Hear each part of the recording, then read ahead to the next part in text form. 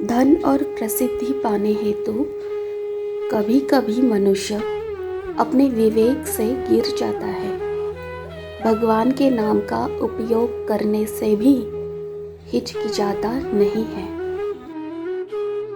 प्रारब्ध के कर्मों के साथ आए थे, इस जन्म के कर्मों के साथ जाओगे। धन कमाने का गलत मार्ग अपनाकर केवल पाप कर्मों में वृद्धि होगी। जैसा कर्म वैसा फल, यह विधि का विधान है। ऐसे लोग थोड़े संभल जाए, छल कपट असत्य रहित कुछ अच्छे मन से कार्य करें। मुक्ति ना सही, कम से कम अगला जन्म तो अच्छा मिलेगा।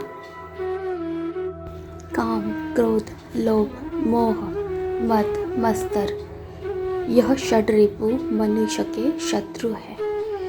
यह आंतरिक विकार मनुष्य के स्वयं को तथा परम सत्य को पहचानने के आध्यात्मिक राह में बाधक बनते हैं। सत्य सद्गुरु की शरण एवं मार्गदर्शन ही मनुष्य के इन विकारों पर अंकुश लगा सकते हैं।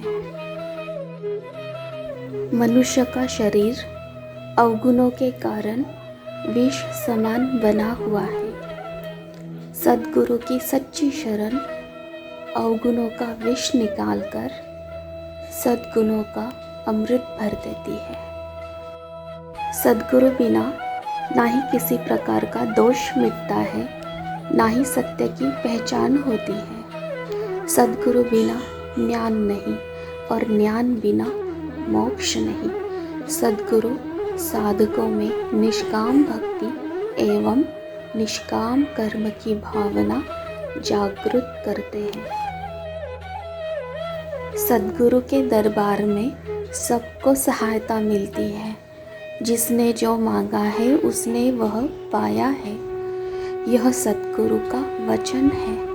अगर देरी हो रही है, उसके पीछे उचित कारण है। कर्म करे और फल की चिंता ईश्वर पर छोड़ दे। सद्गुरु के दरबार में देर है लेकिन अंधेर नहीं। विश्वास पूरा होना चाहिए। श्रद्धा सबूरी सद्गुरु का उपदेश है। जो मनुष्य सद्गुरु की अनन्य भक्ति करता है, उनका तो जीवन धन्य हुआ। अनन्य भक्तों के जीवन की कमान सद्गुरु स्वयं के हाथों में लेते हैं। समय समय पर योग्य मार्गदर्शन कर संसार में ही उन्हें परमार्थ की प्राप्ति करवा देते हैं। जितना मौन रहोगे, अपना ध्यान परम पिता परमेश्वर पर लगाओगे और उनसे प्रेम करोगे, उतना ही शांत और प्रसन्न रह पाओगे।